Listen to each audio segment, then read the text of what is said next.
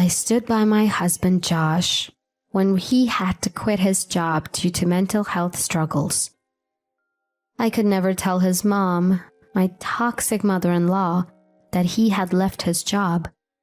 I tried to keep a brave face, thinking someone had to stay positive. I even tolerated the cruel words from my mother-in-law, who never liked me, just to protect Josh. But when I realized it was all for nothing, I was surprisingly calm. "Hello, mother-in-law? We need to talk." That call was the first and last one I'd ever make to her. I was done tolerating them.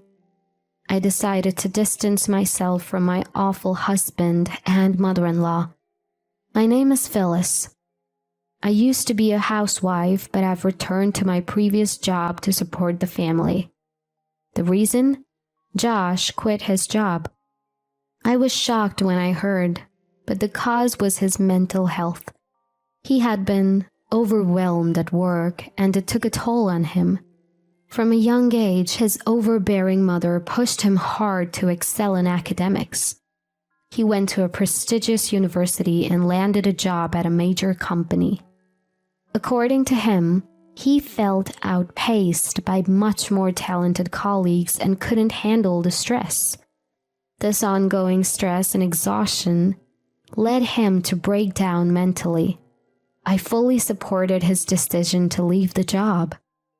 I told him I would work and that he should focus on his recovery. But the problem isn't just his illness. Actually, I would support him through anything. That's not the issue. The real headache is my mother-in-law. She's incredibly proud of how well she raised her son. She loves comparing me and Josh and made a big deal out of me being a housewife for his sake. "The optics are bad if you both work. It looks like my son can't support you by himself." I had announced my plan to return to work as a family meeting. My mother-in-law didn't react kindly to it. Back then, I loved my job and took great pride in my work. So, becoming a housewife was not something I wanted. But my husband didn't want to go against his mother, so I reluctantly left my job to focus on our home. Returning to work now brings mixed feelings, guilt towards my husband and genuine happiness for myself.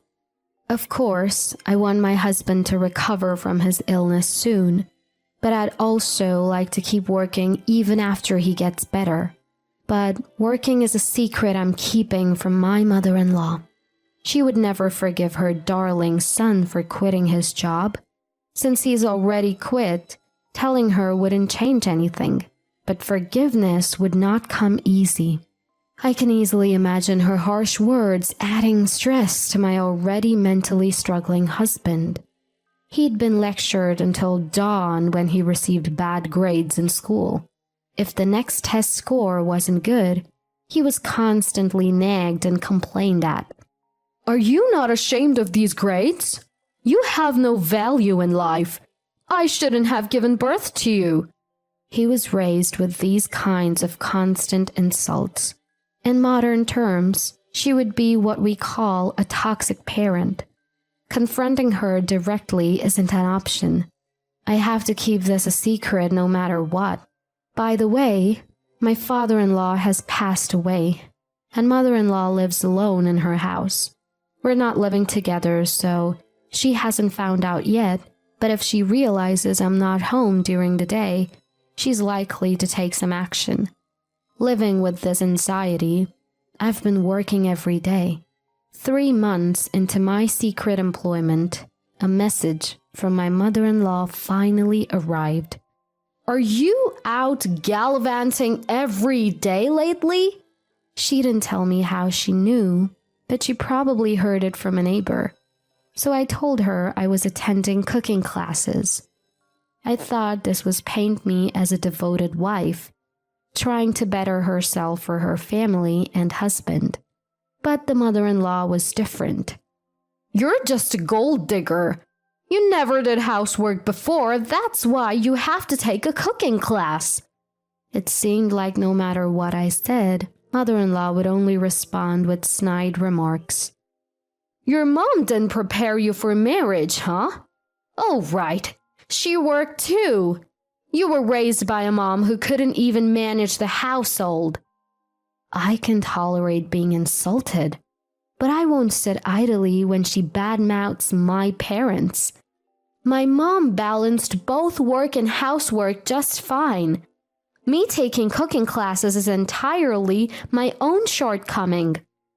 From the perspective of mother-in-laws everywhere, my comment probably lacked charm.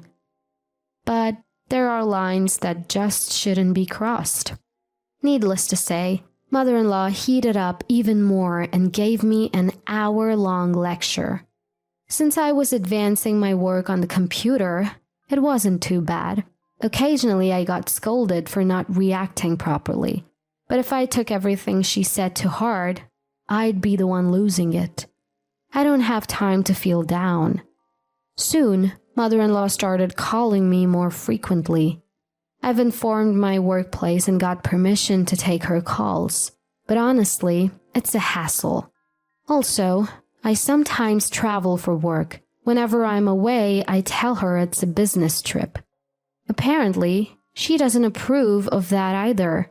Stop gallivanting with my son's money. You're supposed to be supporting him, not acting like a jobless housewife. I wanted to ask what more could I possibly do to support my husband, but I simply nodded. Arguing with someone like mother-in-law only wastes more time. Of course, I do argue when it's unbearable, but nodding and listening is quicker. I make sure my voice sounds like I'm seriously listening so she doesn't accuse me of being insincere. But the daily calls started to get to me, and stress began to pile up. After work, I came home and sighed as I sat on the living room sofa. I tried not to show my exhaustion in front of my husband, but at that moment, I didn't realize I really didn't have the energy to keep it together. My husband saw me and apologized with a regretful look. I'm sorry for leaving everything to you, Phyllis. Must be tough. Even though I didn't want to make him feel guilty, I shook my head vigorously. It's not your fault, Josh. I've told you, I'm fine with us both working. I'm not tired from work. It's just that my mother-in-law has been extra intense lately. I answered with a laugh, but if anyone knows how relentless my mother-in-law can be, it's my husband. He opened his laptop saying he'd look for a job soon. He knew from our last doctor's visit that I still needed counseling.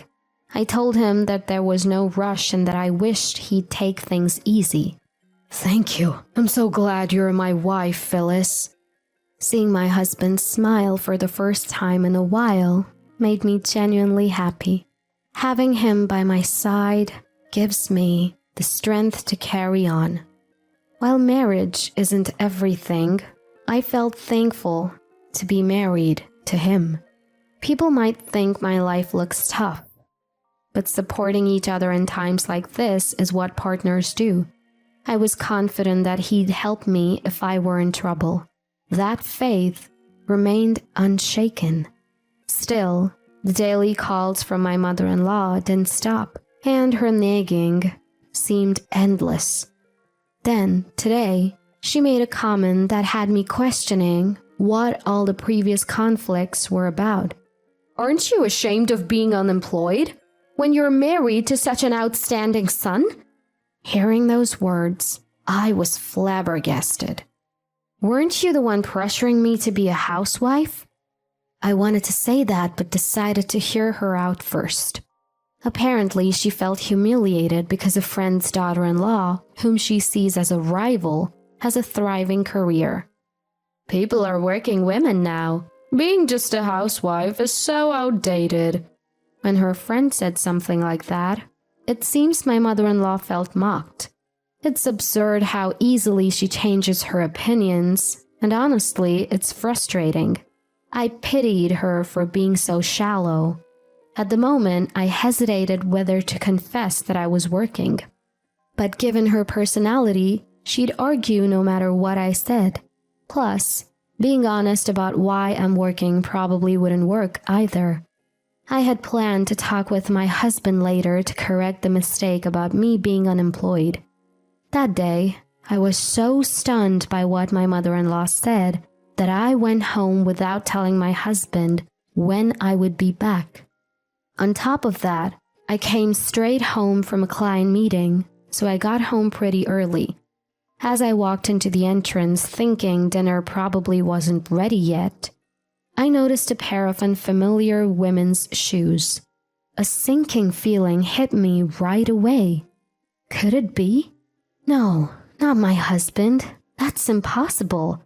But then, as if mocking my thoughts, I heard my husband's voice and a woman's voice coming from our bedroom. No word from my wife, so you can stay a bit longer. Oh, right. Want to go shopping for our date the day after tomorrow? Standing in disbelief, I listened to their seemingly joyful conversation. What am I even doing? Why am I putting in all this effort? Oddly enough, I didn't feel angry or sad.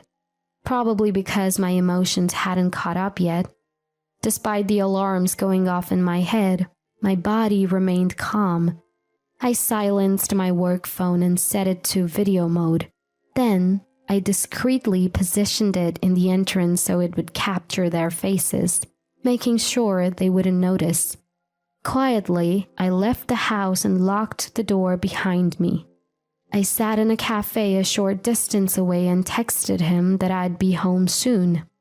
He's probably frantically sending her home right now, I thought, surprisingly composed. Am I messed up? How can I stay so calm at a time like this? Did I ever really love him? I wonder why I was able to stay so calm. Maybe I should have gone into the bedroom where the husbands were at the time. Questions flooded my mind. And then, before I knew it, I was sobbing into my coffee at the cafe. People around me must have been startled. A woman past 30, crying quietly to herself. But I didn't care what anyone thought. I didn't have the luxury. What was this all about? What am I to my husband? It was truly, painfully sad. My heart ached so much. I wondered if anything could be more painful. About 30 minutes later, I stopped crying and, with shaking hands, called the psychiatric clinic my husband was supposed to be attending. I'd like to change the appointment date, I told the receptionist, giving them my husband's name. And sure enough, the response was exactly what I expected. He hadn't made any appointments. In fact, he hadn't been to the clinic since his initial visit. I came back home pretending nothing happened. My husband, looking guilty and downcast as always, welcomed me. He looked so happy just a while ago. I held back the words that almost slipped out. Heading to the bedroom to change, I checked the data on my work phone where I had secretly recorded him. His friend was in the footage. This guy is married too, I muttered, and for some reason I laughed. I then called my mother-in-law.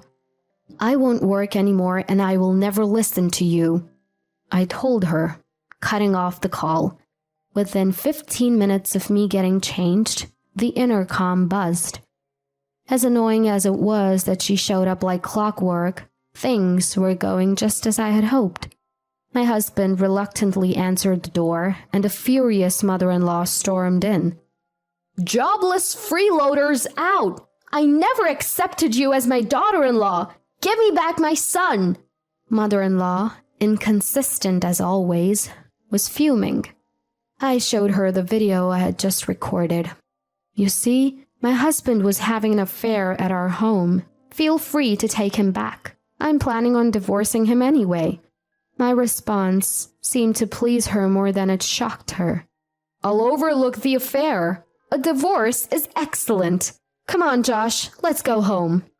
My husband, his arm grabbed by his mom, vanished from our home. He looked like he was about to cry, but honestly, the one who wanted to cry was me. Alone in the room, I broke down again. It was okay to cry my eyes out today. Otherwise, I felt like I would break. I might have initiated the divorce, but it's incredibly sad. Happy memories flooded my mind. Had I jumped to conclusions? But I couldn't take it anymore. How many times had he snuck her into our bedroom without my knowing?